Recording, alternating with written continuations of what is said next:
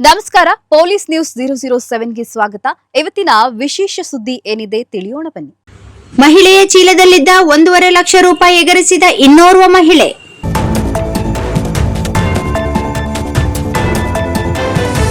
ಮಹಿಳೆಯೊಬ್ಬರ ಗಮನ ಬೇರೆಡೆ ಸೆಳೆದು ಅವರ ಚೀಲದಲ್ಲಿದ್ದ 1.5 ಲಕ್ಷ ರೂಪಾಯಿ ಎಗರಿಸಿರುವ ಘಟನೆ ಪಟ್ಟಣ ಜಿಜಿ ಕಾಂಪ್ಲೆಕ್ಸ್ನ ಕಿರಾಣಿ ಅಂಗಡಿಯ ಮುಂಭಾಗದಲ್ಲಿ ನಡೆದಿರುವುದು ಬೆಳಕಿಗೆ ಬಂದಿದೆ. ಕೋನಾಪುರ ಪೇಟೆ ಬಡಾವಣೆಯ ಮಹಿಳೆ ಹಣ ಕಳೆದುಕೊಂಡವರು. ಅವರು ಸ್ಥಳೀಯ ಬ್ಯಾಂಕ್ನಿಂದ 1.5 ಲಕ್ಷ ರೂಪಾಯಿ ಡ್ರಾ ಮಾಡಿಕೊಂಡು ಜಿಜಿ ಕಾಂಪ್ಲೆಕ್ಸ್ ಅಂಗಡಿಗೆ ಬಂದಿದ್ದರು. ಆ ಸಂದರ್ಭದಲ್ಲಿ ಅವರ ಗಮನ ಬೇರೆಡೆ ಸೆಳೆದು ಚೀಲದಲ್ಲಿದ್ದ ಹಣವನ್ನು ಮಹಿಳೆಯೊಬ್ಬಳು ಎಗರಿಸಿ ಪರಾರಿಯಾಗಿದ್ದಾಳೆ.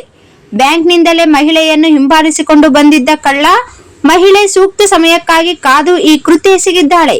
ಈ ಎಲ್ಲಾ ಘಟನೆಯ ದೃಶ್ಯಾವಳಿಗಳು ಸಿಸಿಟಿವಿ ಕ್ಯಾಮೆರಾದಲ್ಲಿ ಸೆರೆಯಾಗಿದೆ. ಈ ಬಗ್ಗೆ ಪೊಲೀಸ್ ದೂರು ದಾಖಲಾಗಿದೆ. ಪಟ್ಟಣದಲ್ಲಿ ಇತ್ತೀಚೆಗೆ ಕಳ್ಳತನ ಪ್ರಕರಣಗಳು ಹೆಚ್ಚಾಗಿವೆ.